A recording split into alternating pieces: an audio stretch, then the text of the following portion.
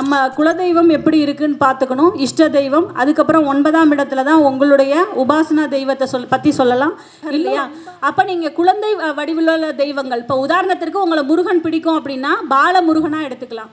பால நாகம்மா இந்த மாதிரி பெண் தேவதையாக எடுக்கும்போது நீங்கள் வந்து பால நாகம்மா இந்த மாதிரி பாலன் பேரை அடையாளப்படுத்தக்கூடிய அந்த பெண் தெய்வத்தையோ ஆண் தெய்வத்தையோ வணங்கலாம்.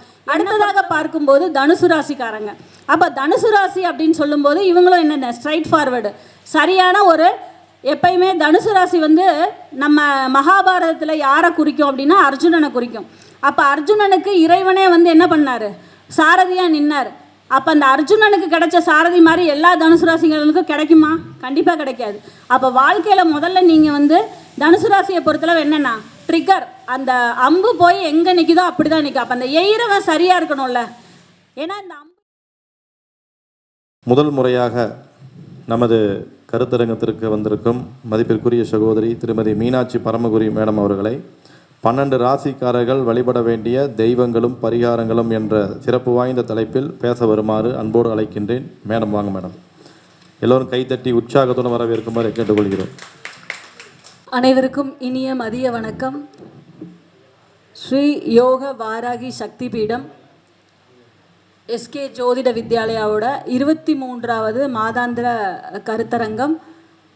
Sir SK Sathish sir Yoganath Guruji அவர்கள் வந்து ரொம்ப நாள், ஏன்னா இது ரொம்ப டிஸ்டன்ஸ் ஃப்ரம் திருப்பூர் அப்படிங்கிறதுனால நான் அவர்கிட்ட சொல்லிட்டே இருந்தேன். பட் இன்றைக்கி லாஸ்ட் டைம் வந்து இதில் மீட் பண்ணும்போது திருச்செங்கோடில் மீட் பண்ணும்போது நெக்ஸ்ட் மந்த் நான் கண்டிப்பாக வரேங்க சார் அப்படின்னு சொல்லியிருந்தேன்.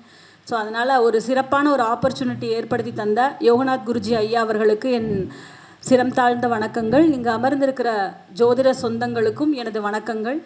இங்கு இவ்வளோ நேரம் இந்த மேஜையை வந்து அதிரச் செய்த கள்ளக்குறிச்சி ஏழுமலை சார், நான் உங்களை ஸ்பீச் நிறைய பார்த்துருக்கேன். ரொம்ப சிறப்பாக இன்றைக்கி நேரில் உட்காந்து இதை லைவில் என்ன தான் பார்த்துருந்தாலும் இன்றைக்கி நேரில் உட்காந்து இதை கேட்கக்கூடிய ஒரு அமைப்பு வந்து நமக்கு கிடச்சிருக்கிறது ஒரு யோகமாக கருதுகிறோம். ஏன்னா எல்லா ஜோதிடர்களுமே இப்போ காலையில் சூரியன் சுந்தரராஜன் அண்ணா ரொம்ப சிறப்பாக பேசிகிட்டு இருந்தாங்க. என்ன சொன்னாங்கன்னா, நான் பரிகாரம் பக்கமே போக மாட்டேன், ஒன்லி வந்து இது நடக்கும் அது நடக்கும்னு சொல்லிட்டு போயிடுவேன்.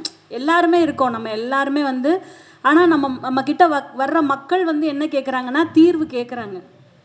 தீர்வு அப்படிங்கிறது என்ன, தீர்வு என்ன, இதுக்கு என்ன பதில், இது நடக்கும், ஆமாம் நடக்கும் தான், கண்டிப்பாக நடக்கும். ஆனால் அது வந்து எனக்கு வலிக்காமல் இருக்கிறதுக்கு நான் என்ன மாதிரி ஊசி போட்டுக்கணுங்கிறது கேட்குறாங்க. ஸோ பரிகாரங்கிறது என்னை பொறுத்தளவு என்ன அப்படின்னா, ஒரு மழை நேரத்தில் நம்ம பிடிக்கிற கொடை தான். அந்த மழையை நம்மளால் நிறுத்தவே முடியாது. நீங்கள் அப்போ எப்படி நீங்கள் தற்காப்பாக போகிறீங்கிற விஷயந்தான். அப்போ அண்ணா அவர்கள் சொன்னதெல்லாம் வந்து அந்த மாதிரி ஒரு பரிகார விஷயத்தில் தான் நான் இதை பார்க்குறேன், ஒரு அணுகுமுறை அப்படிங்கிறது. ஏன் அப்படின்னா அவங்க சொன்ன மூலிகைகள் எல்லாருமே நமக்கெல்லாம் அந்த அளவுக்கு போயிட்டு அதை எடுக்க முடியுமா அப்படிங்கிறது சாத்தியமில்லாத ஒன்று. ஆனாலும் அவங்கள மாதிரி பெரியவங்க அதை எடுத்து தரும்போது அதை நம்ம முறையாக பயன்படுத்தி அதற்குண்டான மந்திர ஜபங்களை சொல்லி, இப்போ முக்கியமாக நிறைய பேருக்கு தேவை இந்த குழந்தைங்க படிக்கிறது தான். ஏன்னா இன்றைக்கி நம்ம காலத்தில் இருந்த ஒரு டிஸ்ட்ராக்ஷன் இங்கே அதிகமாகிடுச்சு. இப்போ பிள்ளைங்களுக்கு எல்லாம் வந்து ஃபோனில் பார்க்க ஆரம்பிச்சிட்டாங்க. அப்போ இந்த மாதிரி விஷயங்களை நம்ம எடுத்து கொடுக்கும்போது இன்னும் நம்மளோட சக்ஸஸ் ரேட் அதிகமாக இருக்கும். சரி, எனிஹவ் என்னோட தலைப்புக்குள்ளே வந்துடுறேன். வேயிறு தோழிபங்கன் விடமுண்ட கண்டன் மிக நல்ல வீணை தடவி மாசரு திங்கள் கங்கை முடிமேல் அணிந்து என் உளமே புகுந்த அதனால் ஞாயிறு திங்கள் செவ்வாய் புதன் வியாழன் வெள்ளி சனி பாம்பிரண்டும் உடனே ஆசரு நல்ல நல்ல அவை நல்ல நல்ல அடியார் அவருக்கு மிகவே. மாதா பிதா குரு தெய்வம் குடும்பத்தார் அனைவரையுமே வணங்கி, இங்கே இருக்கிற எல்லாரையும் வணங்கி, இந்த காணொளி வாயிலாக இதை வந்து கொடுத்துட்ருக்க டெக்னீஷியன்ஸ், அப்புறம் இந்த காணொளி வாயிலாக எங்களை போன்ற ஜோதிடர்களை வாழ வைத்து கொண்டிருக்கக்கூடிய மக்களையும் வணங்கி என்னுடைய உரையை ஆரம்பிக்கிறேன். 12 ராசிக்காரர்களுக்கு உண்டான ஒரு தெய்வங்கள். ஏன்னா இது நிறைய ஒரு சிறப்பான ஒரு டாப்பிக்காக இருந்தாலும் இதை எப்படி எடுக்கிறதுங்கிறது நிறைய பேருக்கு தெரியாது. இப்போ நம்ம ராவாக என்ன எடுத்துக்குவோம், மேஷராசியா செவ்வாய் வந்து என்னோடய ராசியா, அப்போ நான் முருகனை வழிபாடு பண்ணுறேன். ரிஷபராசியா நான் மகாலட்சுமி தேவியை வழிபாடு பண்ணுறேன். இப்படித்தான் எல்லாருமே கொண்டு வந்துட்டுருப்போம். ஆனால் நீங்கள் வந்து எந்த தெய்வத்தை அழைக்கும் போது அந்த தெய்வம் உங்களுக்கு பேசும் அப்படிங்கிற விஷயம் இருக்கும் இல்லையா, அதைத்தான் வந்து இப்போ நான் உங்களுக்கு சொல்ல போகிறேன். அதுலேயும் இன்னும் நிறைய விஷயங்கள் இருக்குது. இப்போ நம்ம ராவா அது மேலெழுந்த வாரியாக பார்த்தாலும் உங்களுக்குன்னு உரிய உபாசனா தெய்வம்ங்கிறது ஒன்று கண்டிப்பாக தேவை. ஏன்னா அது மற்ற எல்லாருக்கும் தேவையோ இல்லை, ஜோதிடர்களுக்கு முக்கியமாக தேவை உபாசனா தெய்வம். ஏன்னா நீங்கள் கேட்குறத கொடுக்கக்கூடிய, நீங்கள் எந்த நேரத்தில் நீங்கள் அழைச்சாலும் உங்களுக்கு பக்கத்தில் வரக்கூடியது அப்படிங்கிறது உபாசனா தெய்வம் மட்டும்தான். அப்போ எந்த தெய்வத்தை நீங்கள் உபாசனை பண்ண போகிறீங்க அப்படிங்கிறது உங்கள் ஜாதகத்திலே எழுதப்பட்ட ஒன்று. இதில் இன்னும் இதை கிறிஸ்பாக பார்க்கணுன்னா முதல்ல நம்ம லக்னத்திற்கு நம்ம குலதெய்வம் எப்படி இருக்குன்னு பார்த்துக்கணும், இஷ்ட தெய்வம். அதுக்கப்புறம் 9ஆம் இடத்துல தான் உங்களுடைய உபாசனா தெய்வத்தை பற்றி சொல்லலாம். இன்னும் ரொம்ப கரெக்டாக பார்க்கணுன்னா D20 வர்க்க சக்கரங்களில் D20 சொல்லக்கூடிய அந்த சக்கரத்தையும் வந்து நம்ம எடுத்து அதிலிருந்தும் நம்ம வந்து என்ன சொல்லலாம், உபாசனா தெய்வத்தை பற்றி சொல்லலாம். அப்போ இந்த உபாசனா தெய்வம்ங்கிறது ரொம்ப முக்கியம். இதில் நம்ம இன்னைக்குள்ள டாப்பிக்காக இந்த 12 ராசிக்காரர்கள் வந்து எந்த தெய்வத்தை வழிபடலாம் அப்படிங்கிறது தான் பார்க்க போகிறோம். அப்போ ஒவ்வொரு ராசிக்காரர்களுமே எந்த தெய்வத்தை வழிபட்டால் உங்களுக்கு உண்டான ஒரு யோகம் கிடைக்கும். அதற்கு முன்னதாக திருவள்ளுவர் பெருந்தகை அழகாக சொல்லியிருக்காரு, தென்புலத்தார் தெய்வம் விருந்தொக்கள் தானென்றாங்கு ஐம்புலத்தாறு ஓம்பல் தலை. இப்போது அவர் இதெல்லாம் சொல்லிட்டு போயிட்டார். இதில் சொல்லியிருக்க என்னென்னது, தென்புலத்தார்னா யார்? உயிர் நீத்தவர்கள், நம்ம குடும்பத்தில் இருந்து நம்ம கூடயே வாழ்ந்து உயிர் நீத்தவர்கள், அவங்க தான் தென்புலத்தார். தெய்வம் அடுத்து யாரை நீங்கள் வணங்கணும்? தெய்வம்ங்கிறது கடவுள், உங்களுடைய கடவுள். நீங்கள் என்னவா இருக்கீங்களோ உங்களுக்குன்னு ஒரு கடவுள் இருக்கும், இஷ்ட தெய்வம், குலதெய்வம், இவங்க எல்லாத்தையும் வணங்குறது உங்களுடைய கடமை. அடுத்ததாக யார்? தென்புலத்தார் தெய்வம் விருந்தொக்கள் அப்படின்றது உங்கள் வீட்டுக்கு வரக்கூடிய உறவினர்கள், இவங்க தான் அடுத்த கேட்டகரியாக வர்றாங்க. தானென்றாங்க ஐம்புலத்தார் ஓம்பல் தலை. அப்போ உங்கள் ஃபேமிலியில் இருக்கிற உங்கள் மனைவி மக்கள், உங்கள் பிள்ளைங்க, உங்கள் சுற்றத்தார், அதில் கண்டிப்பாக நம்ம செய்ய வேண்டியது முதல் கடமை தென்புலத்தார். யார் இறந்தாங்களோ அவங்களுக்கு உண்டான பித்துர் காரியம், அதைத்தானே நம்ம சொல்கிறோம். ஸோ இதை வந்து திருவள்ளுவர் பெருந்தகை அன்னைக்கே எழுதி வச்சுட்டு போயிட்டார். நம்ம என்ன சொல்கிறோம், இப்போ இந்த 5ஆம் இடம் பாதிப்பு, உங்களுக்கு வந்து பித்துர் சாபம் இந்த குடும்பத்தில் நிறையா இருக்குது, நீங்கள் வியதிபாத நாமயோகத்தில் பிறந்திருக்கீங்க, நீங்கள் மகர லக்னத்தில் பிறந்திருக்கீங்க, உங்களுக்கு வந்து பித்துர் கடமைகள் நிறைய பாக்கி உள்ள தன்மையில் பிறந்திருக்கீங்க. ஆனால் அன்னைக்கே அவர் சொல்லி வச்சுட்டு இருந்ததை கரெக்டாக ஃபாலோ பண்ணியிருந்தால் இவ்வளோ தொந்தரவு நமக்கு வந்திருக்காது. அப்போது முதல்ல தென்புலத்தார், அப்புறம் தெய்வம், அப்புறம் உங்களுக்கு வீட்டுக்கு வந்திருக்கக்கூடிய விருந்தினர்கள். இன்றைக்கி நிறைய பேர் நம்ம என்ன பண்ணுறோம், ஃபோன் பண்ணலைன்னா இருக்கவே மாட்டாங்க, வீட்டை பூட்டி போட்டு எங்கேயாவது போயிடுவாங்க. ஆனால் அன்னைக்கு அப்படி கிடையாது. எங்கள் மாமியார் சொல்லுவாங்க, வீட்டில் எப்பயுமே ஒரு கை சாதம் இருக்கணுமான்பாங்க. இன்றைக்கி என்ன பண்ணுவோம், அது தண்ணி விட்டு போனால் யார் சாப்பிட்றதுன்னு சண்டை வந்துடும் வீட்டில். ஆனால் அன்னைக்கு வந்து பெரியவங்க என்ன பண்ணாங்கன்னா எப்பயுமே ஒரு கை சாதம் அதிகமாக வச்சுருப்பாங்க. யாராவது வீட்டுக்கு வருவாங்கன்னு எதிர்பார்ப்பாங்களா? இன்றைக்கி அப்படி கிடையாது. நாம் யார் வீட்டுக்காவது போகணுன்னா ஃபோன் பண்ணிவிட்டு போகணும், இல்லைனா அவங்க எங்கேயாவது போயிடுவாங்க, இல்லைனா எங்கள் கொஞ்சம் முன்னாடி சொல்லியிருக்கூடாதா, உங்களுக்காக என்ன செய்யட்டும்னு கேட்பாங்க, இல்லைங்க சாப்பிட்டு வந்துட்டோன்னு சொல்லிடுவோம் நம்ம. இந்த மாதிரியெல்லாம் பழக்க வழக்கங்கள் இருக்குது. ஆனால் வள்ளுவ பெருந்தகை சொல்கிறாரு, நீங்கள் வந்து விருந்தினர்களை உபசரிக்கிறதுல உங்களுடைய தலையாய கடமை. அதுக்கப்புறம் உங்கள் மனைவி பிள்ளைகள், உங்கள் குடும்பம், உங்கள் தாய் தந்தை எல்லாரையும் வணங்குங்கன்னு சொல்கிறார். இது வந்து இல்வாழ்பவருக்கு உண்டான ஒரு தலையான கடமை அப்படிங்கிறத சொல்கிறாரு. அப்போது இந்த இடத்துலையே நமக்கு தெய்வம்ங்கிறது வந்து கண்டிப்பாக வந்துருச்சு. இன்றைக்கி யார் யாரோ தெய்வம் இல்லைங்கிறாங்க, ஆனால் அவங்களாம் வந்து வள்ளுவர் எழுதின இந்த திருக்குறளை படிக்கும்போது கண்டிப்பாக தெய்வம் இருக்குங்கிறத ஒத்துக்குவாங்களோ என்னமோ. இன்னமும் நமக்கு என்ன சொல்லுவாங்க, இல்லைங்க தெய்வம்ன்றதை அவர் வேற ஏதோ சொல்லிட்டு போயிட்டாரு, நீங்கள் வந்து வேற எதையோ சொல்கிறீங்க அப்படின்னு நம்ம கூட வந்து வருவாங்க. டிஃப்ரெண்ட் ஒப்பீனியன் சப்போர்ட், அது அவங்களோட ஒப்பீனியன். நம்மளோட ஒப்பீனியன் என்ன, நமக்கு தெய்வம்ங்கிறது இருக்குது, நம்ம அதை நம்புகிறோம், நம்ம அதை ஃபாலோ பண்ணுறோம், அவ்வளோதான். அப்போது நம்ம இந்த 12 ராசிக்காரர்கள் அவர்களுடைய ராசியினுடைய தன்மையை பொறுத்து எப்படி வந்து வழிபடலாம். அதுக்கு முன்னாடி ஒரு சின்ன ஒரு விஷயம், தென்கட்சி கோ சுவாமிநாதன் அவர்கள் பேசின ஒரு சின்ன ஒரு விஷயம். ஒரு ஆள் வந்து உள்ளே வராரு, வந்துட்டு நான் வந்து கடவுள் தான் என்னை அனுப்பி வச்சுருக்காரு, உங்கள் ஊரை வந்து பார்த்துக்கிறதுக்காக வந்திருக்கேன் அப்படின்னு சொன்னோன்னே எல்லாரும் சிரின்னு சிரிச்சுட்டு அவனை கொண்டு போய் ஒரு தூணில் கட்டி வச்சிடுறாங்க. அது என்ன இடம் அப்படின்னு கேட்டால், மனநிலை பாதிப்படைந்தவர்களை சரி பண்ணக்கூடிய ஒரு இடத்துல ஒரு தூணில் கட்டி வச்சிட்டாங்க. உடனே இவன் வந்து திருப்பி, ஏன் என்னை பார்த்து இப்படி சிரிக்கிறீங்க, ஆனால் கடவுள் என்கிட்ட சொல்லி தான் அனுப்பிச்சாரு, நீங்களாம் வந்து என்னை வந்து இந்த மாதிரி கட்டி வச்சிருவீங்க அப்படின்னு சொன்னார் அப்படின்னதும், கடவுள் அனுப்பும் போதே சொல்லிட்டாரு அப்படின்னு சொன்னோடனே பின்னாடி இருந்து ஒரு பக்கம் ரொம்ப சத்தமாக இன்னொரு சத்தம் கேட்டுச்சு. என்னடா யாரான்னு பார்த்தா வேற ஒருத்தனை கட்டி வச்சுருக்காங்க.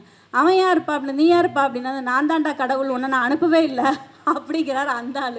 உடனே என்னப்பா சொல்கிறானதும், நான் இப்படி தான் சொன்னேன், போன மாதம் என்ன கட்டி வச்சுட்டானுங்க, இப்போ நீ வந்து கடவுள் தூதன்னு சொல்கிறதுனால உன்னையும் கட்டி வச்சுட்டாங்க. அப்போது இந்த விஷயத்துலேருந்து என்னென்னா, இன்றைக்கி உள்ள கலியுகத்தில் மக்கள் வந்து எதையுமே நம்புவதற்கு தயாராக இல்லை. நீங்கள் வந்து ஸ்ட்ரைட்டாக போயிட்டு நான் தான் சாமி, நான் தான் கடவுள்கிட்டேருந்து வந்திருக்கேன் அப்படின்னு சொன்னால் யாரும் நம்புறதுக்கு இல்லை. இல்லை மேஜிக் பண்ணணும், மேஜிக் பண்ணால் தான் என்ன பண்ணுறாங்க, நம்புகிறாங்க.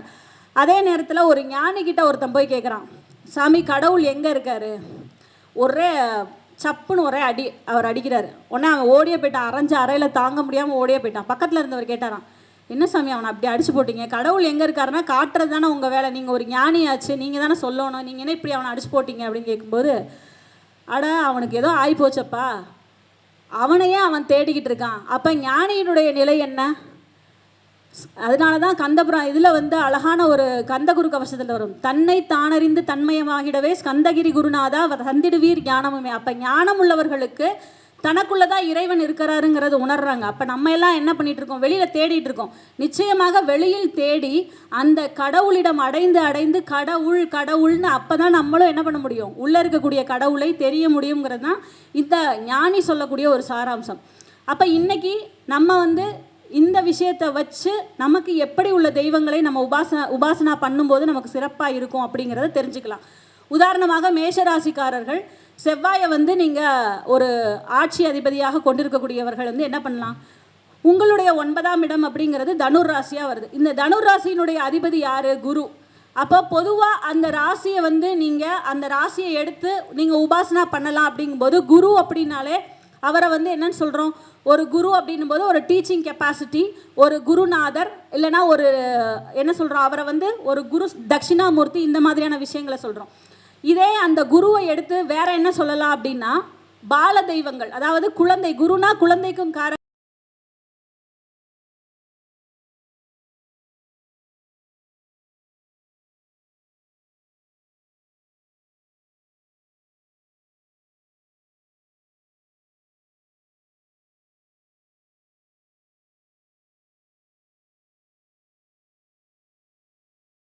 இல்லையா.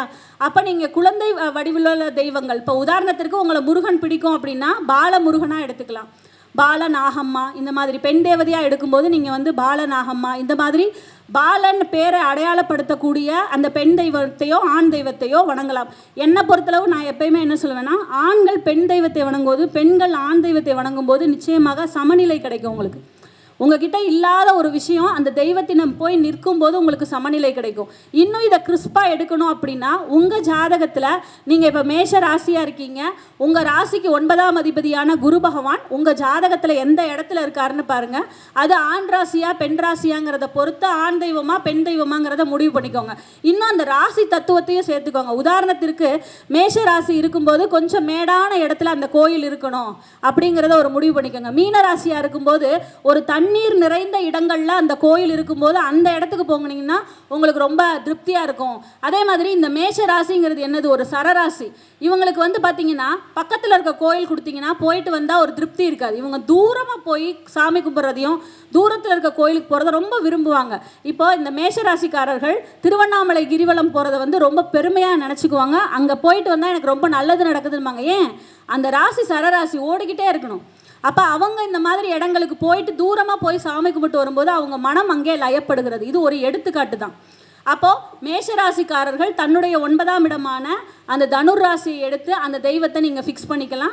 அந்த குரு உங்கள் ஜாதக கட்டத்தில் எங்கே இருக்காருன்னு பாருங்கள். இன்னும் இதை இன்னும் ஷார்ப்பாக ஆக்கணும் அப்படின்னா ஒரு ராசியை முதல் 15 பாகை ஆண் காலமாக எடுத்துக்குவோம், அடுத்த 15 பாகை பெண் காலமாக எடுத்துக்குவோம். அப்போ அந்த ஆண் காலத்தில் அந்த கிரகம் நிற்கிதா பெண் காலத்தில் நிற்கிதாங்கிறதை பார்த்துட்டும் நீங்கள் வந்து என்ன பண்ணலாம், அந்த தெய்வத்தினுடைய ஒரு பேரை வந்து உங்களை சுற்றி தான் அந்த தெய்வம் இருக்க போகுது. அந்த தெய்வத்தை எடுத்து நீங்கள் உபாசனை பண்ணும்போது நிச்சயமாக உங்களுக்கு 100% அந்த தெய்வம் பதில் சொல்லும். இதில் இந்த குரு அப்படிங்கிறதுனால நீங்கள் வந்து ஜீவசமாதி வழிபாடுகளையோ அல்லது இந்த பால அப்படின்ற பேர் கொண்ட பால முருகன் இந்த மாதிரி அமைப்புள்ள ஒரு தெய்வங்களை வழிபாடு பண்ணும்போது அந்த தெய்வங்கள் உங்களுக்கு பதில் சொல்லும். அதே மாதிரி ரிஷபராசி எடுத்துக்கிறோம். ரிஷபராசின்னு சொல்லும்போது ரிஷபத்திற்கு 9ஆம் இடம்ங்கிறது சனி பகவானாக வர்றாரு. அப்போ சனி பகவான் வரும்போது நீங்கள் கால பைரவரை வணங்குறதும் உங்களுக்கு ரொம்ப சிறப்பான ஒரு அமைப்பை தரும். அதே மாதிரி சனி பகவானுடைய பிரதிநிதிகள் அப்படின்னு சொல்லக்கூடியது வந்து பார்த்திங்கன்னா சாஸ்தா, அதே மாதிரி ஐயப்பனுடைய வழிபாடு, இல்லை அப்படின்னா சனி பகவான் வேற சுடலை மாடன், இந்த மாதிரி ஒரு காவல் தெய்வ டைப்பில் இருக்கக்கூடியவர்கள், பைரவர், இவங்களெல்லாம் எடுக்கும்போது நிச்சயமாக மனம் லயப்படும். இவங்களில் யாரையாவது ஒருத்தரை எடுத்து நீங்கள் வந்து பெண் தெய்வம் அப்படின்னு சொல்லும்போது பேச்சு, இந்த ராக்காயி, இந்த மாதிரி ஒரு பெண் தெய்வ வழிபாடுகள் வந்து உங்கள் ஊர்க்கரையோரம் இருக்கக்கூடிய ஒரு தெய்வங்கள், அவங்கள வந்து நமக்கு எடுத்து வழிபாடு பண்ணும்போது ரொம்ப சிறப்பாக இருக்கும். அடுத்து வந்து மிதுன ராசிக்கு அப்படின்னு சொல்லி எடுக்கும்போது மிதுன ராசிக்கு 9ஆம் இடமான கும்பராசி வரும். அதுவும் சனி பகவானுடைய தன்மை தான். பைரவரையோ, இல்லை நீங்கள் வந்து இந்த பைரவர்லேயே கொஞ்சம் ஹைஃபையாக ரொம்ப நம்ம, ஏன்னா அது சனியோட மூலத்திரிகோண வீடு இல்லையா, அப்போ பைரவர்லேயே நீங்கள் ஸ்வர்ண ஆகர்ஷண பைரவர் இந்த மாதிரி எடுக்கணும். ஸோ பைரவரில் இந்த இடத்துல வந்து சனியினுடைய ஒரு மகர வீட்டுக்கும் கும்ப வீட்டுக்கும் டிஃப்ரெண்ட் இருக்குது. அப்போ அந்த தெய்வத்தை எடுக்கும்போது இன்னும் கொஞ்சம் அந்த பைரவரை வந்து நல்லா ஷார்ப் பண்ணி நம்ம கொடுக்கணும். அதே மாதிரி பெண் தெய்வ வழிபாடுகள் அப்படின்னு சொல்லும்போது அந்த ஒரு ராக்காய் அம்மன், பேச்சி அம்மன் இந்த மாதிரி சொல்கிறோம் இல்லையா, அதே மாதிரி அந்த தெய்வங்களும் அந்த மூல தெய்வங்கள் வந்து ஒரு பச்சை அம்மன் இந்த மாதிரி இருக்கக்கூடிய ஒரு முதன்மையான பிரதானமான காவல் தெய்வங்களை எடுத்து நம்ம சொல்லலாம். அங்காள ஈஸ்வரி இவங்கெல்லாம், அதே மாதிரி ஒரு மாசாணி அம்மன், இந்த மாதிரி ஒரு ஆக்ரோஷமான பெண் தெய்வங்கள் இருக்கக்கூடிய ஒரு தன்மையை எடுத்து சொல்லலாம். அதே மாதிரி அது கும்ப வீடாக இருக்கிறதுனால சில பேர் வந்து பெட்டிக்குள்ளே வச்சு அந்த தேவதைகளை வழிபாடு பண்ணுவாங்க. பெட்டிக்குள்ளே உள்ளே இருக்கும், சூட்சுமமாக இருக்கும். இப்போ மூங்கிலனை காமாட்சி அம்மன் அந்த கோயிலுக்குள்ள சன்னிதானத்தில் போய் பார்த்தீங்கன்னா அந்த ரூபம் இருக்காது, தேவியுடைய ரூபம் இருக்காது. அந்த தெய்வம் வந்து இன்னும் அங்கே உள்ள குழந்தை வந்து குழந்தை தெய்வமாக உள்ள கதவுக்குள்ளே இருக்கிறதா ஒரு ஐதீகம் சொல்கிறாங்க. அப்போ அந்த கதவை அடைத்து அந்த கதவில் தான் பூஜை பண்ணுறாங்க. அப்போ மிதுன வீட்டில் இருக்கக்கூடிய மிதுன ராசிக்காரர்கள் இந்த மாதிரி சூட்சுமமான ரூபம் இருக்கக்கூடிய தேவதைகளுடைய ஆலயத்திற்கு செல்லும்போது அவர்கள் அந்த தேவதைகளை உபாசனா தெய்வங்களாக எடுக்கும்போது அவங்களுக்கு ரொம்ப சிறப்பாக இருக்கும். அப்போ சில பேர் வந்து என்ன சொல்லுவாங்க, அந்த இப்போ உதாரணத்திற்கு இப்போ சனி வக்ரமாக இருக்கார், என் ஜாதகத்தில் சனி வக்ரமாக இருக்கார், மிதுன ராசி, நான் வந்து 9ஆம் இடம் கும்பம், அப்போ எனக்கு வக்ரமாக இருக்கு இல்லையா, அப்போ இவங்க என்ன பண்ணலாம், இங்கே திருவக்கரை வக்ரகாளியம்மன் கோயிலில் சனீஸ்வரரே வக்ர சனீஸ்வரராக இருப்பார். அப்போ அப்படி போய் எடுத்து நீங்கள் வழிபாடு பண்ணும்போது ரொம்ப உங்களுக்கு ஒரு சிறப்பான ஆன்சர் கிடைக்கும் அப்படின்றத சொல்லலாம். அடுத்து கடகராசியை சொல்கிறோம். அப்போ கடகராசி அப்படின்னு சொல்லும்போது கடகராசிக்கு 9ஆம் இடம், ராசியும் நீர்த்தன்மை, அதன் 9ஆம் இடமும் என்ன வருது, நீர்த்தன்மையாக தான் வருது. அப்போது இந்த கடகராசிக்காரர்கள் நல்ல ஒரு ஆற்றங்கரை தண்ணி ஓடக்கூடிய இடத்துல இருக்கக்கூடிய ஒரு தேவி வழிபாடோ இல்லை சுக்கிரன், ஏன்னா அங்கே சுக்கிரன் உச்சமடைகிறார், மகாலட்சுமி அம்சம், அப்போ அந்த மாதிரி இருக்கக்கூடிய ஒரு தேவி வழிபாடை எடுக்கும்போது இந்த கடகராசி நேயர்களுக்கு வந்து ரொம்ப சிறப்பான ஒரு உபாசனை அப்படிங்கிறது கிடைக்கும். அப்போ அவங்க வந்து என்ன பண்ணலாம், இதை ஒரு ஆண் தெய்வமாக வழிபடணும் அப்படின்னு சொன்னால் ஸ்ரீரங்கம் ரங்கநாதர் இந்த மாதிரி ஒரு தெய்வங்களை எடுத்துக்கலாம். நல்லா, ஆனால் அந்த இடத்துல வந்து தண்ணீர் சூழக்கூடிய இடமாக இருக்க வேண்டும். இதில் நான் இன்னும் ஆடட் பாயிண்ட்டாக என்ன சொன்னேன், அந்த கடகராசியாக இருந்தீங்கன்னா உங்களுக்கு 9ஆம் இடம் மீனமாக வருது, அந்த குரு எங்கே இருக்காருன்னு பார்த்துக்கோங்க, இன்னும் கொஞ்சம் அது உங்களுக்கு ரொம்ப ப்ளஸ் பாயிண்ட்டாக இருக்கும் அப்படிங்கிறத சொல்லலாம். அடுத்ததாக வந்து பார்க்கும்போது சிம்மராசி. ஸோ சிம்மராசி அப்படின்னு சொல்லும்போதே வந்து பார்த்திங்கன்னா இந்த சிம்மராசிக்காரர்கள் பொதுவாகவே ஒரு தனித்துவமானவர்கள், சூரியனுடைய தன்மையை பெற்றவர்கள். அப்போ இவங்க வந்து வழிபடக்கூடிய ஒரு உபாசனா தெய்வம் எப்படி இருக்கும், மேஷராசியை குறிகாட்டுது. அப்போ மேஷராசின்னு சொல்லும்போது செவ்வாயின்னு வரும்போது அகோர வீரபத்ரர், அதே மாதிரி பைரவர், இந்த மாதிரி உன்மத்த பைரவர், இப்படி வரக்கூடிய தெய்வங்கள். அதே மாதிரி காவல் தெய்வம் நல்ல ஒரு அருவா, கத்து, கம்பு இந்த மாதிரி இருக்கக்கூடிய வேட்டையாடக்கூடிய தெய்வங்களை இந்த சிம்மராசிக்காரர்கள் உபாசனை எடுத்துக்கொள்ளலாம். ரொம்ப அவங்களுக்கு வந்து பார்த்திங்கன்னா மேன்மை அடையக்கூடிய விஷயங்களை கொடுக்கும் அப்படிங்கிறத சொல்லலாம். அதே பெண் தேவதைகளை எடுத்துக்கும்போது அதே மாதிரி ஒரு சூலினி துர்க்கை, காளி, இந்த மாதிரி நல்ல கையில் ஆயுதங்களோடு இருக்கக்கூடிய தேவியரை இந்த சிம்மராசிக்காரர்கள் வழிபாடு செய்யலாம், ரொம்ப ரொம்ப சிறப்பாக இருக்கும். அடுத்து வந்து பார்க்கும்போது கன்னிராசிக்காரர்கள். இப்போ இந்த கன்னிராசிக்காரர்கள் அப்படின்னா இயற்கையாகவே அவங்க வந்து பார்த்தோன்னா ரொம்ப ஒரு அறிவாளித்தன்மையில் இருப்பாங்க. இவங்களுக்கெல்லாம் வந்து பார்த்திங்கன்னா ப்ரூஃப் பண்ணணும். இந்த கன்னி, விருச்சிகம், மீனம், இவங்களுக்கெல்லாம் நிறைய பேருக்கு வந்து பார்த்திங்கன்னா மீனத்தில் இந்த உத்திரட்டாதி இவங்கெல்லாம் வந்து பார்த்திங்கன்னா சாமியை வந்து ப்ரூஃப் பண்ணணும் அவங்களுக்கு, அப்போ தான் அவங்க சாமியை கும்பிடுவாங்க கண்டிப்பாக. அப்போ அந்த மாதிரி இருப்பாங்க. அப்போ அவங்களுக்கு வந்து பார்த்திங்கன்னா அந்த சாமி வசப்படுதா இல்லையா, நம்ம சொல்கிறத வந்து டெஸ்ட் பண்ணி தான் அவங்க எக்ஸ்பெரிமெண்ட் பண்ணி தான் அவங்க எப்போயுமே எடுத்துக்குவாங்க. அதில் இந்த உத்திரமெல்லாம் எக்ஸ்பர்ட்டு. அப்போ இந்த கன்னிராசி எடுத்தளவு இவங்க வந்து எந்த சாமியை வழிபாடு பண்ணலாம் அப்படின்னும் போது இவர்களுக்கு 9ஆம் இடமாக ரிஷபம் வருகிறது. அப்போ அங்கே வந்து யார், சுக்கிரன் வந்து ஆட்சியாக இருக்கிறார், சந்திரன் உச்சமாக இருக்கிறார். அப்போ பிறை சூடிய காமாட்சி அம்மனை வழிபாடு பண்ணும்போது இவர்கள் மனம் வந்து அப்படியே லயப்படும். அதே மாதிரி பெண்களாக இருக்கிற பட்சத்தில் பிறை சூடிய இறைவனை வழிபாடு பண்ணலாம். அதே மாதிரி பெண் தெய்வ வழிபாடு அங்கே பிரதானம், ஏன்னா அங்கே சுக்கிரன் வந்து என்ன பண்ணுறாரு, ஆட்சியாக இருக்கார், சந்திரன் உச்சமாக இருக்கார். அவள் பெண் தெய்வ வழிபாடுகளை எடுக்கும்போது ரொம்ப ரொம்ப இவங்களுக்கு சிறப்பான அமைப்பாக இருக்கும். அதுவும் வந்து ரிஷபம் அப்படின்னு சொல்லும்போது வயல்வெளிகளுக்கு நடுவில் உள்ள ஒரு இடமா இருந்தது, நிலத்தத்துவமாக இருக்கிறது அது. அப்போ அந்த வயல்வெளிகளுக்கு நடுவில் உள்ள ஒரு இடமா இருக்கும்போது அந்த இடத்தில் சென்று இந்த அம்மாளை தரிசனம் பண்ணும்போது நிச்சயமாக இவர்களுக்கு மனம் லயப்படும். நீங்கள் வந்து உபாசனை எடுக்கிறது தயவு செய்து ஏதாவது ஒரு குரு மூலமாக உபாசனை எடுத்துக்கோங்க. இப்போ மருதமலை குருஜி ஐயாலாம் வர்றாங்க அப்படின்னா அந்த மாதிரி பெரியவங்க கிட்ட நம்ம இந்த உபாசனா மந்திரத்தை எடுத்துக்கிட்டு மூல மந்திரம் எடுத்துக்கிட்டு அதுக்கப்புறம் தான் பண்ணணும். நீங்கள் நார்மலாக நீங்கள் அந்த தெய்வத்தை போய் கையெடுத்து வணங்கலாம், அதுவே உங்களுக்கு போதும்னா ஓகே. இல்லை அப்படின்னா நீங்கள் உபாசனை பண்ணும்போது அதுக்குன்னு சில முறைகள் இருக்குது. அந்த முறைகளை பெரியவங்க கிட்ட கேட்டு தெரிஞ்சு உபாசனை பண்ணிக்கோங்க, அது ரொம்ப பிரதானம். அடுத்ததாக வந்து பார்க்கும்போது துளாராசி நேயர்கள். அப்போ துளாராசி அப்படின்னு சொல்லும்போது இது வந்து பார்த்திங்கன்னா துலாத்தானோடு தோழமை கொள்ளுன்னு சொல்லுவாங்க. இவங்க வந்து ரொம்ப ஃப்ரெண்ட்லி நேச்சர், வியாபார நோக்கு. எப்பயுமே வந்து இவங்க என்ன பண்ணுவாங்க, அடுத்தவங்கள ஒரு எடை போட்டு வச்சுருப்பாங்க. அடுத்தவங்களோட ஒரு பார்வையில் பார்க்க மாட்டாங்க, தன்னோட பார்வையில் தான் அவங்கள பார்ப்பாங்க. ஒரு வெயிட் போட்டுருவாங்க, வரும்போதே இந்த ஆள் இப்படி தான் அப்படிங்கிற ஒரு தன்மை வந்து இந்த துளாராசிக்கு சொந்தம். அப்படிப்பட்ட துளாராசிக்காரர்கள் இவர்களுக்கு மிதுன ராசி வந்து 9வது ராசியாக வருது. அப்போ ஒரு அர்த்தநாரீஸ்வர தத்துவத்தில் இருக்கக்கூடிய ஒரு தெய்வத்தை வணங்கலாம், சங்கர நாராயணனை வணங்கலாம். அதே மாதிரி மிதுன ராசி அப்படின்னு சொல்லும்போது அது வந்து சிறு தெய்வங்கள், இந்த நெபிலி பாலா இந்த மாதிரி இருக்கக்கூடிய தெய்வங்களை வழிபாடு பண்ணலாம். இவங்க இந்த மாதிரி பண்ணும்போது நிச்சயமாக இவர்களுக்கு 100% அந்த உபாசனா தெய்வம் பதில் சொல்லும். அடுத்து வந்து பார்க்கும்போது விருச்சிக ராசி. அப்போ விருச்சிக ராசியாக வரும்போது இந்த விருச்சிக ராசிக்காரர்கள் பொதுவாக கடகராசி இவர்களுக்கு 9வது ராசியாக வருது. அப்போ அந்த கடகராசின்னு சொல்லும்போது நீர் சூழ்ந்த இடங்கள் தான் அகைன் நம்ம. அப்போ நீர் சூழ்ந்த இடங்களில் இருக்கக்கூடிய காமாட்சி தேவியையோ இல்லை நீங்கள் வந்து நல்ல ஒரு நீர்க்கரையில் இருக்கக்கூடிய ஜீவசமாதி வழிபாடுகளை வழிபாடு பண்ணும்போதும் இவங்களுக்கு வந்து பார்த்திங்கன்னா மனம் லயப்படும்.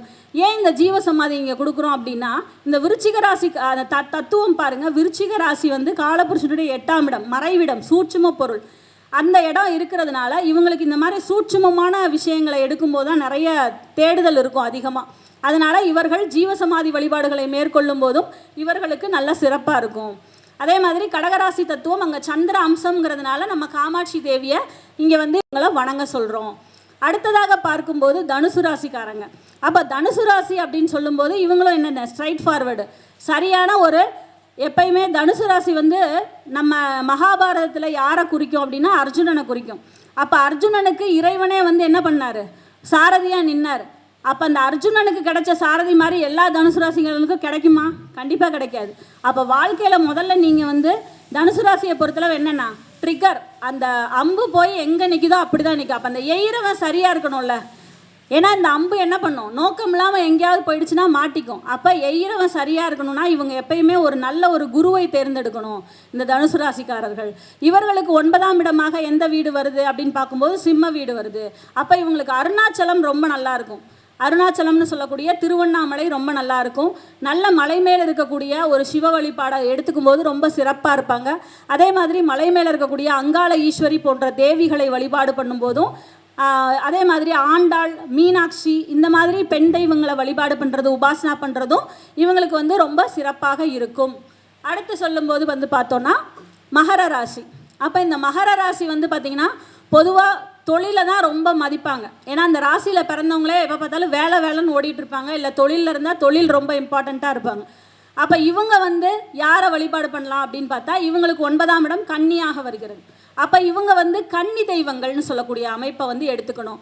நெமிலி பாலாவாக இருக்கட்டும், இல்லை இங்கே நம்ம கன்னியாகுமரி அம்மன், அந்த மாதிரி கன்னி தேவதைகளாக இருக்கக்கூடிய இவங்க வீட்டிலையே வந்து ஒரு பெண் வாழ்ந்து மறைந்து போயிருப்பாங்க. ஏன்னா இந்த வீட்டில் கேட்டு பாருங்கள், மகர ராசிக்கு நிறைய பேர் வீட்டில் அந்த மாதிரி சிறு பெண் தெய்வங்களை அதாவது தன்னோட குடும்பத்திலே ஒரு அத்தை இந்த மாதிரி தவறி இருப்பாங்க. அவங்கள இந்த ஆடி மாதம் தை மாதம் வீட்டுக்கு அழைச்சி கும்பிடுவாங்க. அந்த மாதிரி பழக்கம் இருக்கிற விஷயத்தையும் இவங்க வந்து சாமி கும்பிட்றத கரெக்டாக ஃபாலோ பண்ணணும். ஏன்னா நம்ம பெரியவங்க சில விஷயத்தை செஞ்சுருப்பாங்க, நம்ம நேரமின்மையால் அதை செய்யாமல் விடும்போதும் அந்த தோஷம் அந்த குடும்பத்துக்கு வந்துடுது. அதனால் எப்பயுமே பெரியவங்க என்னென்ன செஞ்சாங்களோ, இப்போ எங்கள் மாமியார் வந்து ஒரு வேலையை செய்கிறாங்க, அவங்க வந்து ரெகுலராக இந்த புற்றுக்கண்ணுக்கு வழிபாடு பண்ணுவாங்க. ஏன்னா அவங்களாம் தோட்டத்தில் இருந்தவங்க. அப்போ தோட்டத்தில் இருக்கும்போது புற்றுக்கண் வழிபாடு ஏன் பண்ணுறாங்க, அந்த பூச்சி வந்து நம்ம கண்ணுக்கு தட்டுப்படக்கூடாதுன்னு சொல்லிட்டு ஆடி மாதம் ஒருக்கா தை மாதம் ஒருக்கா பொங்கல் வைப்பாங்க. அப்போ அந்த பொங்கலை இன்னைக்கு வரைக்கும் நம்ம வைக்கிறோம். ஏன்னா அவங்க கண்ணுக்கு அந்த விஷயம் தட்டுப்படுறது எப்படியாவது. அந்த பொங்கலை நீங்கள் வைக்காத வருஷம் ஏதாவது ஒரு நேரத்தில் அவங்க கண்ணுக்கு வந்து கண்ணில் காட்டுதுங்கிறாங்க. அப்போ அந்த பெரியவங்க ஃபாலோ பண்ண விஷயத்த அதை நம்ம வந்து என்ன பண்ணுறோம், சில அறிவு சார்ந்த விஷயங்கள்னாலையும் நமக்கு நேரமின்மையினாலையும் வெளியூரில் தங்குறதுனாலையும் நம்ம பண்ணுறது கிடையாது. ஆனால் நம்மளால் முடிஞ்ச அளவு அதை ஃபாலோ பண்ணோம் அப்படின்னா அந்த ட்ரெடிஷன் மாறாமல் கொண்டு போகும்போது நிச்சயமாக நமக்கு வந்து ஒரு நல்ல வாழ்க்கை கண்டிப்பாக கிடைக்கும். இதில் வந்து மாற்று கருத்தே கிடையாது. அடுத்து வந்து பார்க்கும்போது கும்பராசியை சொல்கிறோம். இந்த கும்பராசிக்கு மகரம் சொல்லிட்டேன், கன்னி வீடு. கும்பராசியை சொல்லும்போது கும்பராசிக்கு 9ஆம் இடமாக வந்து துலா ராசி வருகிறது. அப்போ துலா ராசி அப்படின்னு சொல்லும்போது துலா ராசி வந்து பார்த்திங்கன்னா நல்ல கடை வீதிகளுக்கு நடுவில் இருக்கக்கூடிய ஒரு முருகனை சொல்லலாம். கடை வீதிகளுக்கு நடுவில் இருக்கக்கூடிய ஏதாவது ஒரு தெய்வம், உங்களுக்கு வந்து பெண் தெய்வமாக இருந்தால் லக்ஷ்மி தேவியை வழிபாடு பண்ண சொல்லலாம், ரங்கநாதரை வழிபாடு பண்ண சொல்லலாம். நல்ல கடை வீதிக்கு நடுவில் அந்த இடம் இருக்கணும். ஏன்னா துலா ராசி அப்படின்னு சொல்கிறது ஒரு ஊருக்கு நடுவில் கடை வீதிகளுக்கு நடுவில் இருக்கக்கூடிய இடம். அந்த இடங்களில் இருக்கக்கூடிய ஒரு தெய்வத்தை நீங்கள் எடுத்து வழிபாடு பண்ணும்போது நிச்சயமாக ரொம்ப நல்லாயிருக்கும். நான் மறுபடியும் சொல்கிறேன், உங்கள் ராசி கும்பராசியாக இருக்கலாம், 9ஆம் இடத்ததிபதியான சுக்கிரன் எங்கே இருக்காருன்னு இதை பார்த்துக்கோங்க. நான் ஒரு எக்ஸாம்பிளுக்கு இதெல்லாம் சொல்லிட்டு வரேன். ராசி தத்துவத்தை இணைச்சு நீங்கள் உங்கள் ராசியில் அந்த அதிபதி எங்கே போய் உட்காந்துருக்காங்க, அவங்க வந்து ஆண் வீட்டில் உட்காந்துருக்காங்களா பெண் வீட்டில் உட்காந்துருக்காங்களா. அப்போ ஆண் வீட்டில் இருக்கும்போது ஆண் தெய்வத்தை எடுத்துக்கோங்க, பெண் வீட்டில் இருக்கும்போது பெண் தெய்வத்தை எடுத்துக்கோங்க. இன்னும் கிறிஸ்பாக எடுக்கணும்னா ஃபர்ஸ்ட் 15 டிகிரி ஒரு ராசியில் ஆண் ராசியாக எடுக்கும்போது ஆண் ராசியில் முதல் 15 ஆண் பகுதி, அடுத்த 15 பெண் பகுதி, பெண் ராசியில் முதல் 15 பெண், அடுத்து ஆண், இப்படி எடுத்துக்கணும். அங்கே எங்கே இருக்கிறாங்கன்னு பார்த்துட்டு ஆணா பெண்ணாங்கிற ஒரு முடிவுக்கு வந்து எந்த தெய்வம் வேணுங்கிறத உபாசனையாக எடுத்துக்கோங்க, ரொம்ப சிறப்பாக இருக்கும். அடுத்து கடைசியாக மீன ராசி. அப்போ மீன ராசின்னு சொல்லும்போது 9வது ராசியாக விருச்சிக ராசி வருகிறது. இந்த விருச்சிக ராசியும் மறுபடியும் ஒரு நீர் தத்துவத்தை கொண்ட ராசி. என்னை பொறுத்தளவு இந்த விருச்சிக ராசி வரக்கூடிய இந்த மீன ராசிக்காரங்க நல்ல முளைத்தெழுந்த தெய்வங்கள்னு சொல்லுவாங்க, அதாவது சுயம்புவாக இருக்கக்கூடிய தெய்வங்கள். இப்போ எக்ஸாம்பிளுக்கு விருச்சிக ராசி குறிக்காட்டக்கூடிய சுயம்புவான மூர்த்தி யார் அப்படின்னு பார்த்தீங்கன்னா சதுரகிரி சுந்தர மகாலிங்க சுவாமி. இப்போ இந்த இடத்துல வந்து பார்த்திங்கன்னா அந்த சிவன் வந்து முளைச்சி வெளியில் வந்திருக்கார். இந்த மாதிரி முளைத்து வந்த பெண் தெய்வ ஆண் தெய்வ வழிபாடு. இப்போ நம்ம பிரசன்னம்லாம் பார்ப்போம். பிரசன்னம் பார்க்கும்போது பார்த்திங்கன்னா இந்த விருச்சிக ராசி வரும். 5ஆம் இடமாக வரும்போது ஒருத்தவங்களுக்கு அன்றைக்கி கடக லக்னம் இல்லை, பிரசன்னத்தில் பார்க்கும்போது சிம்ம லக்னம், லக்னத்துக்கு 4ஆம் இடமாக விருச்சிகம் வருது. அப்போ அவங்கள்ட்ட அந்த இடத்துல சனி வக்ரமாகி நிற்கிறார். அப்போ அவங்கக்கிட்ட கேட்குறோம், சனினா அந்த பெரியங்கிற பேர் வருது குலதெய்வத்துக்கு, பெரிய ஆண்டவர் இந்த மாதிரி வருது, பெரிய தாண்டியம்மன் பெரிய காண்டியம்மன்னு சொன்னாங்க அன்னைக்கு. அந்த தெய்வம் வந்து வயல் நல்ல தண்ணி, ஏன்னா இந்த இடத்துல விருச்சிகம் வந்து எப்படி தேங்கி நிற்கிற தண்ணி ஓடிட்டு இருக்கிறது, கொஞ்சம் தேங்கி நிற்கும். அப்போ அந்த மாதிரி தேங்கி நிற்கிற தண்ணிக்கு நடுவில் உங்கள் தெய்வம் இருக்கா, முளைச்சி வந்திருக்கா, ஒரு இடத்துல இருந்து இன்னொரு இடம் மாற்றுனீங்களா, ஏன் மாற்றுனீங்களான்னு கேட்குறேன். சனி வக்ரப்பட்டு நிற்கிறார் அங்கே. ஏன்னா சனி வந்து 4ஆம் இடத்துல வக்ரப்பட்டு நிற்கிறார். அப்போ வக்ரம் அடைந்து ஒரு அந்த கிரகம் நிற்கிதுன்னா அது நமக்கு ஏதோ சொல்ல வருதுன்னு அர்த்தம். உங்களுடைய குலதெய்வத்தை ஒரு இடத்துலேருந்து இன்னொரு இடம் மாற்றுனீங்களான்னு கேட்கும்போது ஆமாங்க, ஒரு மூலமாக ஒரு இடம் ரொம்ப தூரமாக இருக்குது, மேலே மலை மேலேருந்து அங்கேருந்து நாங்கள் எங்களுக்கு தேவையான அளவுக்கு மாற்றி மண் எடுத்து மறுபடியும் சாமி கும்பிட்றோன்னு சொல்கிறாங்க. அப்போது தெய்வ வழிபாடுகள் அப்படிங்கிறது வந்து அந்த ராசியையும் அந்த தன்மையை ஒத்து போகும்போது தான் நம்ம மனம் வந்து அங்கே லயிக்கும். எங்கள் அப்பா சொல்லுவாங்க, எந்த ஒரு கோயில் அந்த சாநித்தியம் இருக்க கோயில், நீங்கள் பெரிய கோயில்கள் இப்போ இருக்கிறதெல்லாம் வந்து சின்னதாக இருக்குது, அது ஆலயம். கோயில்களில் பெரிய இடங்களுக்கு நீங்கள் போகும்போது எப்படி இருக்குன்னா, உங்களுக்கு வந்து இப்போ நீங்கள் உள்ளே போகும்போது உங்களோட மென்டாலிட்டி சரியில்லை, ரொம்ப மனநிலை குழம்பின நிலையில் இருக்கீங்க, உங்களுக்கு ஒரு பாத்ரூமே அர்ஜென்ட்டாக இருக்க தன்மையே இருக்குதுன்னு வச்சுக்கோங்களேன், உள்ளே போகிறீங்கன்னா அந்த தன்மையை நீங்கள் மறந்துடணும். அப்போ அந்த கோயிலில் வந்து அத்தனை அளவுக்கு சாநித்தியம் இருக்குது அப்படிங்கிறத நீங்கள் உணர முடியும்னு சொல்கிறாங்க. அதே மாதிரி உங்களோட மென்டல் ஸ்ட்ரெஸ்ஸு உள்ளே போகும்போது இந்த ஸ்ட்ரெஸ்ஸு ஃபுல்லாக காணாமல் போய் வெளியில் வந்தீங்கன்னா அந்த கோயில் அவ்வளோ பவர் இருக்குது, அந்த எனர்ஜி இருக்குது. அப்போ கோயிலுக்கு போகிறது வந்து முக்கியமாக அந்த மாதிரியான எனர்ஜியை நீங்கள் ரிசீவ் பண்ணிக்கிறதுக்காகத்தான். ஆனால் இன்னுமே நம்மள நிறைய பேர் வந்து அந்த மெத்தடாலஜி, இப்போ உதாரணத்திற்கு விநாயகருக்கு எப்பயுமே நம்ம வந்து துளசி சாற்றக்கூடாது, பைரவருக்கு வந்து பார்த்திங்கன்னா மல்லிகைப்பூ சாற்றக்கூடாது. இந்த ரெண்டையுமே நான் இப்போ கோயிலில் பார்க்குறேன். இந்த 2 விஷயத்தையுமே நான் கோயிலில் பார்க்குறேன். நம்மளால் முடிஞ்ச அளவு இப்போ இந்த அம்மா எனக்கு தெரியுதுன்னா இந்த அம்மாட்ட சொல்லலாம், இந்த அம்மா கேட்டுக்குவாங்க. எல்லாரையும் போய் நம்மளால் சொல்லவும் முடியாது. ஏன்னா இதை வந்து கோயிலில் இருக்க அர்ச்சகர்கள் முதல்ல தெரிஞ்சுருக்கணும், ஐயர்கள் வந்து முதல்ல தெரிஞ்சு ஃபாலோ பண்ணணும். விநாயகர் பக்கத்தில் துளசியை போய் வைக்கிறதும் பைரவர் பக்கத்தில் போயிட்டு நீங்கள் மல்லிகைப்பூ வைக்கிறதுமே வந்து நிறைய உங்களுக்கு பலன்களை மாற்றி கொடுக்கும். அப்போ எந்த தெய்வத்திற்கு முதல்ல என்ன பூ சூடணும் அப்படிங்கிற விஷயத்த நம்ம முதல்ல எடுத்துக்கணும். நம்ம வீடு எப்பயுமே நறுமணமாக இருக்கணும்னா நம்ம இந்த வெள்ளை நிற பூக்கள் வந்து ரொம்ப, அதே மாதிரி சர்ப தேவதைகளுக்கு நல்ல மனமுள்ள தன்மையுள்ள பூக்களை வந்து வச்சு வணங்கும்போது அந்த சர்ப்பங்கள் கட்டுப்பாட்டுக்கு வரும். இந்த மாதிரி தெய்வ வழிபாடுகளுக்கு நிறைய முறைகள் இருக்குது. நம்ம வந்து இன்றைக்கி அவசர காலத்தில் இருக்கிறதுனால நிறைய நம்ம ஃபாலோ பண்ணுறதில்ல. ஆனால் பெரியவங்கக்கிட்ட இதெல்லாம் நிச்சயமாக கேட்க வேண்டும். அப்போ இந்த 12 ராசிக்காரர்கள் உங்களுக்கு என்ன வேணுமோ அது எல்லாமே உங்கள் ஜாதகத்திலே இருக்குது, உங்கள் கட்டத்திலே இருக்குது. நீங்கள் வந்து அந்த கட்டத்தை தாண்டி எங்கேயும் வெளியிலேயே போக வேண்டாம். உங்கள் ஜாதகத்தில் உங்கள் சந்திரன் எங்கே இருக்கார்? ஏன்னா சந்திரன் தான் மனசு. அந்த மனம் வந்து ஒரு இடத்துல போய் சங்கமம் ஆகணும். அந்த மனம் வந்து ஒரு தெய்வத்துக்கிட்ட போய் சரணாகதி ஆகணும். நம்ம இன்றைக்கி நிறைய வழிபாடுகள் எடுக்கிறோம். உதாரணத்திற்கு உங்கள் ஜாதகத்தில் ஆத்மகாரகன் யார்? இப்போ எனக்கு புதன். அப்போ இந்த மாதிரி ஆத்மகாரகன் யாரோ அவரோட வழிபாடு எடுக்கிறோம். அதே மாதிரி நம்ம என்ன ராசி? இப்போ நான் மகர ராசி. அப்போ மகர ராசினா அந்த சனி காவல் தெய்வமாக வர்றதுனால காவல் தெய்வ வழிபாடுகள் நான் எடுத்துக்கிறது எனக்கு ரொம்ப சிறப்பாக இருக்கும். இப்படி நம்ம நிறைய வழிபாடுகள் வச்சுருக்கோம். இது போக நம்முடைய இஷ்ட தெய்வம், குலதெய்வம், இந்த வழிபாடுகள் வச்சுருக்கோம். மேற்கொண்டு இப்போ நான் சொன்ன விஷயத்தையும் நீங்கள் நல்ல ஒரு கான்சன்ட்ரேட்டாக எடுத்து, இது போக உங்களுக்கு வந்து வர்க்க சக்கர ஆய்வு தெரியும் அப்படின்னா D20ங்கிற சக்கரத்தை எடுத்துக்கோங்க. அந்த D20 சக்கரத்துலையுமே நிச்சயமாக உங்களுடைய உபாசனா தெய்வம் கொடுக்கப்பட்டிருக்கும். உபாசனா தெய்வம் நீங்கள் இதில் ராசி சக்கரத்தில் எடுத்தது போக அந்த சக்கரத்துலேயும் ஃபைனலைஸ் பண்ணி நீங்கள் ஒரு தெய்வத்தை எடுத்துக்கிட்டீங்க. அதை குருமுகமாக உங்களோட குருநாதர் மூலமாக அவர்கிட்ட அந்த மூல மந்திரத்தை எடுத்து அதை உபாசனை பண்ண நிச்சயமாக உங்களுக்கு நிறைய விஷயங்கள் புலப்பட ஆரம்பிக்கும். ஏன்னா நான் இப்போ ஆரம்பிக்கும்போது கடவுளுங்கிற விஷயம் எங்கே இருக்குது அப்படிங்கிறத சொல்லி தான் ஆரம்பித்தேன். அப்போ கடவுளுங்கிற விஷயம் நம்மக்கிட்டேயும் இருக்குது, வெளியிலையும் இருக்குது. முதல்ல நமக்குள்ளே இருக்கிற விஷயம் என்னங்கிறது நமக்கு தெரியாததுனால நம்ம அதை தேடி அலைஞ்சிக்கிட்டே இருக்கோம். அப்போ தேடி அலைந்து எந்த தெய்வத்திடம் நம்ம முறையாக சரணாகதி அடைகிறோமோ அந்த தெய்வத்திடமிருந்து நமக்கு ஒரு ஆற்றல் கிடைக்கும். அந்த ஆற்றல் மூலமாக தான் நம்ம என்ன பண்ண முடியும், உள்ளே இருக்கக்கூடிய நம்முடைய அறியாமைங்கிற விஷயமெல்லாம் விலகி நம்ம வந்து ஒரு தெளிவடைய முடியும். ஏன்னா இது ரொம்ப முக்கியமாக ஜோதிடர்கள், அதே மாதிரி ஆசிரியர்கள், இந்த மாதிரி முக்கியமாக டீச்சிங் ப்ரொஃபஷனில் இருக்கிறவங்க, அடுத்தவங்களுக்கு அட்வைஸ் பண்ணக்கூடிய ப்ரொஃபஷனில் இருக்கிறவங்க, பெரிய பொசிஷனில் இருக்கிறவங்க, ஒரு ஆஃபீஸில் லீடிங் மெத்தடாலஜியில் இருக்கவங்க, இவங்க எல்லாத்துக்குமே தேவை. ஏன்னா நீங்கள் என்ன பண்ணுறீங்க, அடுத்தவங்கள கமாண்ட் பண்ணுறீங்க. அப்போ அடுத்தவங்கள கமாண்ட் பண்ணுறதுக்கு முன்னாடி நம்மக்கிட்ட என்னென்ன விஷயங்கள் இருக்கோ அதை நம்ம சரி பண்ணி கொண்டு வந்திருக்கணும். அந்த கொண்டு வரக்கூடிய விஷயத்திற்கு இந்த உபாசனா தெய்வம்ங்கிறது ரொம்ப முக்கியத்துவம் வாய்ந்த ஒரு விஷயமா இருக்குது. அதனால் இன்றைக்கி இந்த விஷயத்தை என்னால் முடிஞ்ச அளவுக்கு இந்த அரங்கத்தில் இந்த யோக வராகி சக்தி பீடம் அன்னை வராகி அம்மா வந்து ரொம்ப அழகாக இந்த வராகி சக்தி பீடத்தில் இருக்காங்க. ஐயா அவர்கள் வந்து ஒவ்வொரு ஆயில்ய நட்சத்திரத்துக்கும் இங்கே நாக பூஜை பண்ணுறதாகவும், வராகி அதே மாதிரி பஞ்சமி தோறும் வந்து வராகிக்கு பூஜை பண்ணுறதாகவும் சொன்னாங்க. ரொம்ப சிறப்பாக சாநித்தியம் வாய்ந்த அந்த தெய்வத்தையும் வணங்கி சொல்கிறேன். ரொம்ப சிறப்பாக இன்றைக்கி இந்த விஷயத்தை இங்கே பேசுனதுக்கு ரொம்ப மகிழ்ச்சி அடைகிறேன். ஏன்னா இந்த எல்லாருமே தேடிட்டு இருக்க ஒரு விஷயம் அப்படின்னு சொல்கிறது வந்து இந்த தெய்வத்தை பற்றி தான். அப்போது உங்கள் ஜாதகத்தில் இது மட்டும் கிடையாது, உங்களுக்கு என்ன வேணுமோ அதற்குண்டான வழிபாடுகளை எடுத்துக்கலாம். எனக்கு இப்போ வீடு வேணும் அப்படின்னா நான் 4ஆம் அதிபதி எடுத்து இந்த வழிபாடை மேற்கொள்ளணும். அதே மாதிரி எனக்கு எப்பயுமே வெற்றி அடையணும், நான் ஒரு அரசியலில் இருக்கேன், அப்போ உங்களுக்கு வந்து உங்கள் 11ஆம் இடம் எப்படி இருக்குன்னு பார்க்கணும், அந்த அதிபதி எடுக்கணும். எடுத்து அவங்களுக்கு உண்டான ஒரு வழிபாடுகளை கொடுக்கணும்.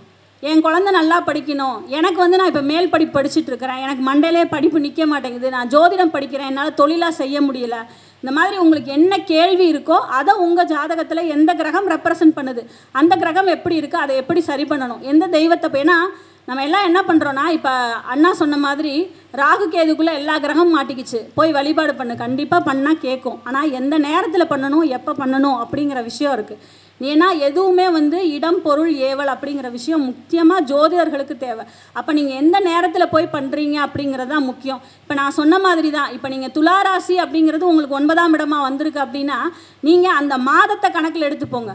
குரு உங்கள் சந்திரனை எப்போ பார்க்குதோ அப்போ போய் வெளிப்பாடு பண்ணுங்கள், நிச்சயமாக 100% பலன் இருக்கும். ஏன்னா பரிகாரம் சொல்கிறது அதை செய்கிறது முக்கியம் இல்லை, இன்னும் அதை விட முக்கியம் அந்த பரிகாரம் செய்யக்கூடிய ஜாதகர் எப்படி இருக்கணும்னு நிறைய சாஸ்திரங்களில் சொல்லப்பட்டிருக்கு. குலதெய்வ கோயிலுக்கு போகிறதுக்கே சாஸ்திரம் சொல்லுது. என்ன சொல்லுது, 1 வாரம் வரைக்கும் கணவனும் மனைவியும் தரையில் படுக்கணும்னு சொல்லுது. இன்றைக்கி எத்தனை பேர் செய்கிறாங்க, பெட்டில் தான் படுத்துருண்டு காலையில் வரைக்கும் படுத்துருண்டு தான் எந்திரிச்சு போகிறாங்க. அந்த மாதிரி செய்யும்போது நிறைய நேரங்களில் நமக்கு பலிதமாகாது. காரணம் அதுதான். அப்போ ஏன் அதை தரையில் படுக்க சொல்கிறாங்க அப்படிங்கிற விஷயத்தை புரிஞ்சுக்கணும். நீங்கள் போகக்கூடிய கோயில் வந்து அந்த காலத்துலலாம் காட்டுக்குள்ளே இருந்தது, உங்களுக்கு அங்கே அசௌகரியமாகும். நீங்கள் இங்கேயே பிளான் பண்ணிட்டு போனீங்கன்னா அங்கே ஒரு பெரிய தொந்தரவாக உங்களுக்கு இருக்காது. இதெல்லாம் பெரியவங்க சொல்லி வச்சதுல நிறைய சூட்சுமங்கள் இருக்குது. அதுக்காக நிறைய பேர் இதை பார்த்து எங்கூட சண்டைக்கு வராதிங்க. அதனால் அந்த ஒரு வாரம்ங்கிறது, அந்த விரதம்ங்கிறது ரொம்ப முக்கியம். எந்த ஒரு விஷயத்துக்குமே விரதம்ங்கிறது ரொம்ப, நீங்கள் வந்து அந்த கோயிலுக்கு போகிறதுக்கு முன்னாடி ஒரு வாரம் விரதம் இருந்து அந்த கோயிலுக்கு போய் பாருங்கள், அதோட பலன்கிறதே தனியாக இருக்கும். ஏன் இந்த நவராத்திரி, இந்த புரட்டாசி மாதம், இந்த மாதிரி விஷயங்கள்லாம் ஏன் பிடிக்கிறாங்க? அந்த காலத்தில் நோய் பீடிக்கக்கூடிய தன்மை அதிகம். அதனால் நீங்கள் விரதம் பாருங்க, இதெல்லாம் சாப்பிடுங்க, இந்த தன்மை, இந்த விஷயத்தெல்லாம் எடுத்துக்கோங்க உங்கள் உணவில். நவராத்திரி பூரா போனீங்கன்னா சுண்டலாக கொடுப்பாங்க. ஏன் சுண்டல் கொடுக்குறாங்க? அந்த ஐப்பசி மாதம்ங்கிறது நிறைய அடைமழை பெய்யக்கூடிய மாதம். சூரியன் வந்து அங்கே பவர்லெஸ்ஸாக போகிறார். புரட்டாசியிலேருந்து ஐப்பசி வரும்போது சூரியன் பவர்லெஸ் ஆயிடுவார், சுக்கிரன் அங்கே நீசமாயிடுவார். அப்போ சுக்கிரனை பலப்படுத்தும். புரோட்டீன் நல்லா, அந்த ஃபுல்லாகவே வந்து பார்த்திங்கன்னா அந்த சுண்டல் எல்லாமே புரோட்டீன் தான். அப்போ அந்த சத்து மிகுந்த உணவுகளாக அவங்க வந்து பூஜையில் வச்சு கொடுக்குறாங்க.